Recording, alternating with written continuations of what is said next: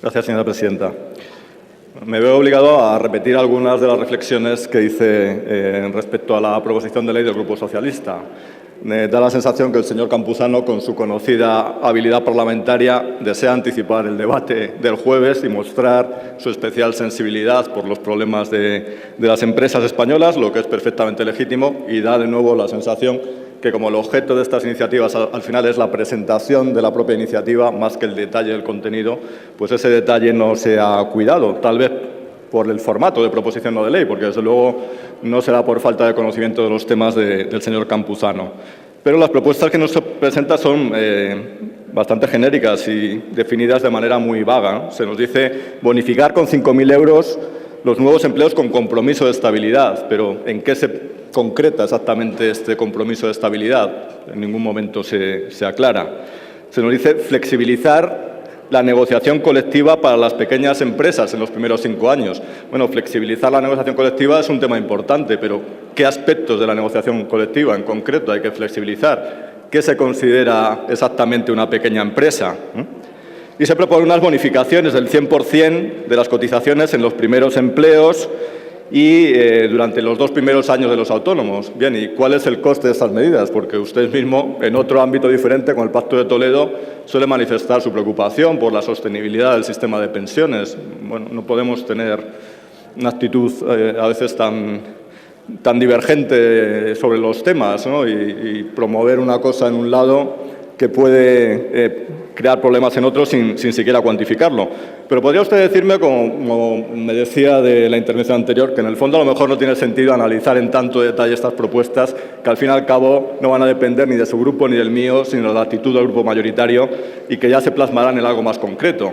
Por eso, tal vez sea más útil utilizar este tiempo que todavía me queda para reflexionar con usted, que pertenece a un grupo que suele mostrar sensibilidad sobre los problemas de las empresas, sobre cuáles son los problemas que los empresarios señalan que tienen y en qué medida su grupo puede ayudar a mejorarlos, en cuanto que un grupo que gobierna en una comunidad autónoma tan importante como Cataluña, con el peso que tiene en la economía española.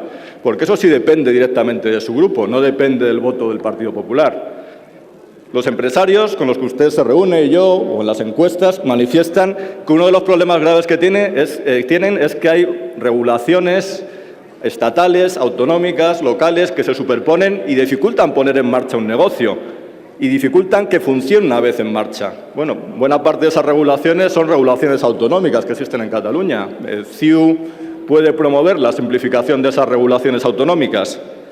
Los empresarios manifiestan un problema con la morosidad pública, que desde luego es un problema importante, porque que a uno no le pague su cliente siempre es grave, pero que no le pague una administración pública es más frustrante todavía. Y hay muchas empresas que han quebrado porque no le ha pagado una administración. Cataluña no ha tenido un comportamiento ejemplar en ese ámbito de actuación. Hay un problema de morosidad pública importante en esa administración autonómica. Y eso es algo en lo que su partido tiene una capacidad de influencia que a lo mejor no tiene en esta Cámara. Los empresarios señalan también que los impuestos son altos y esos impuestos altos a veces se utilizan para financiar estructuras administrativas innecesarias. En el caso de Cataluña, incluso embajadas en el extranjero. ¿No mejoraría la situación empresarial y aliviaría la carga de los impuestos si se aligerasen alguna de esas estructuras administrativas, como las embajadas internacionales, en un ámbito en que la comunidad no tiene competencias? Los empresarios señalan que hay un problema de fraccionamiento del mercado interno, que dificultan a las empresas del resto de España a veces actuar en Cataluña y viceversa, porque esto es algo que nos perjudica a todos. No es posible intentar atacar este problema del fraccionamiento del mercado interno que dificulta la operación de empresas de una comunidad en empresas de otra. Incluso las políticas lingüísticas tienen un componente económico también. A veces puede darse la posibilidad de que el mejor ingeniero o el mejor médico o el mejor profesor no pueda competir por un puesto en Cataluña porque no domina el idioma que se le pide o porque tiene familia, un hijo de 10 años al que no quiere someter a una inversión lingüística en un sistema educativo distinto, que esos son efectos económicos difíciles de medir pero que existen.